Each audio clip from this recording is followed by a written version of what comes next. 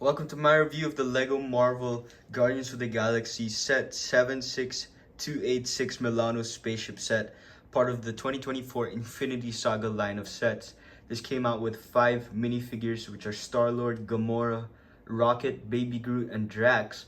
And this had 2,090 pieces, and I believe came out in 2024 with $180. Here is the set from the back of the box, which shows it a bit differently. It goes into the play features and even a little Avengers logo on the bottom left, which would have been cool if it had maybe the Ravager logo instead of the Avengers one, because it would have fit better with the set. So here we have Peter Quill Star-Lord, which is exclusive to this set. Or this particular version of him, which has him in the Ravager outfit, which was towards the end of the first Guardians of the Galaxy movie, which you could see the details on his jacket there, with some more printing carried out on the back of the figure.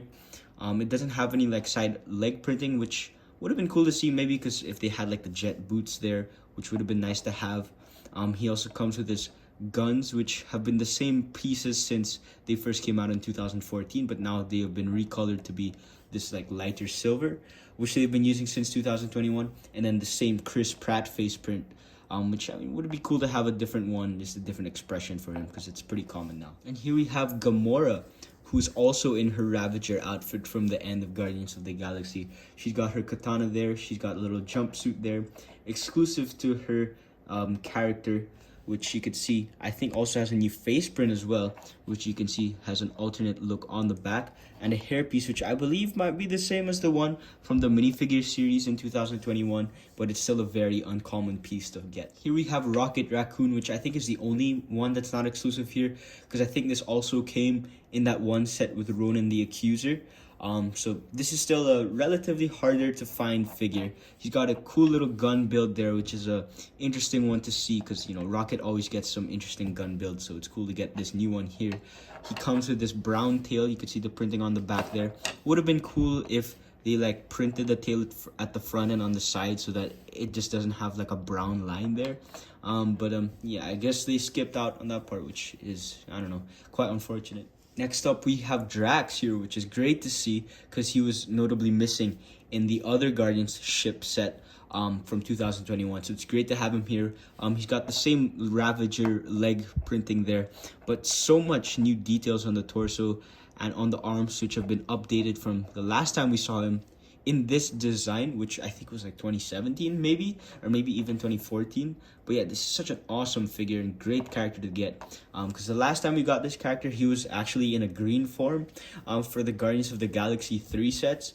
So yeah, they brought him back to this gray design, which I think just works better for him in general. And here we have the Baby Groot figure here, which yeah, it would have been cool to see the fully grown adult Groot, which we haven't gotten since 2014, but this is still a very cute design.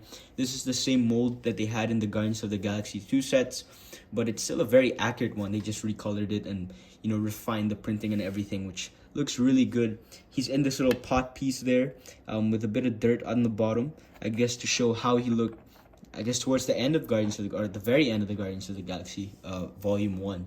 So yeah, that's it for all the figures. So here is the Milano, which I think this is the one from Guardians of the Galaxy 2, or the end of Guardians of the Galaxy 1.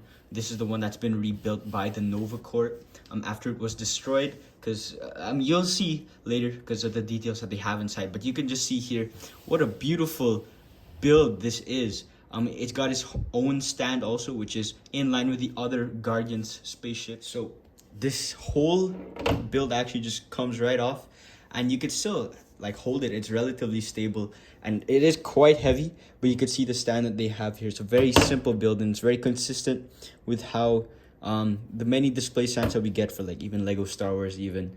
So it's cool that they continue this, and it just attaches to the bottom of the ship. Which yeah, you can actually get a good look at the underbelly of the ship, which honestly looks really damn good.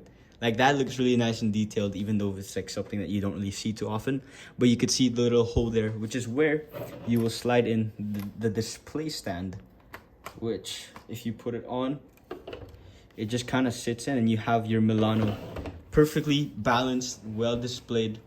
And yeah, it looks really awesome. Since you already sort of looked at the bottom, let's just continue on from there. You can see all the tiling used there, which looks so good. it looks so well detailed there. It's a good combination between studs and tiles there, which looks really good. It looks awesome. The detail work on this set as a whole is just really great. You could see how it's kind of continued there on the other side. It's just a mirrored image of it, I guess. And here's how the Milano looks from the back. You can see there's a window that sort of goes through, and you can sort of see the interior of it, which looks great. You can see a lot more tiling continued there. A lot of the engines as well, which are on these little ball joints there, so you can move it and adjust it however you'd like. You can see how the set looks on the side, which you can see a lot more little details that they add even on the sides of the build, which just make it look all the more complete, even at these little bits here on the top.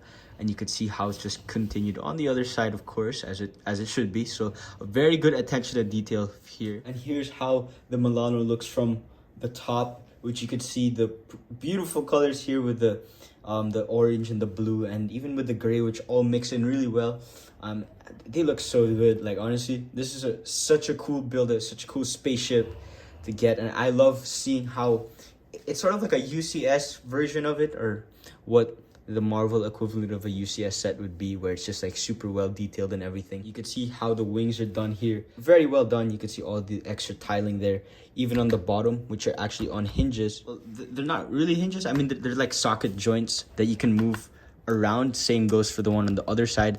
And you can see even more engine detailing on the bottom there. And just all the extra tiling here, and the way they have stuff like clipped and like angled so that it gets that shape of the Milano is really well done. And I love how the pattern still continues very smoothly with all these little corner tiles and pieces there. And you can see on this side, which follows a similar pattern as the one on the other, of course. The only difference here is that it has a little Milano sticker there, which is one of the worst parts of the set, I'm gonna say, because like it just doesn't match in terms of the colors. Like, it's cool and it definitely is accurate, but like you could see the big difference between the blue on the sticker and the blue on the piece, which doesn't look that good in my opinion. We also have this other sticker here up top, which is just this little circular sticker, which I kind of wish was a print, because it's just harder to align circular stickers there. And yeah, but I think that's about it for the exterior. You can see a bit of how the shaping works on front also, which is a very sharp design, and it looks really good. It's not like there's any weird gaps anywhere. And to actually access the interior, which you can sort of look here, you can of course lift it up and you can get access to the seats there with this. Actually, I think this is a new windscreen piece, so this is really awesome to see there. But it just comes off, which is so good.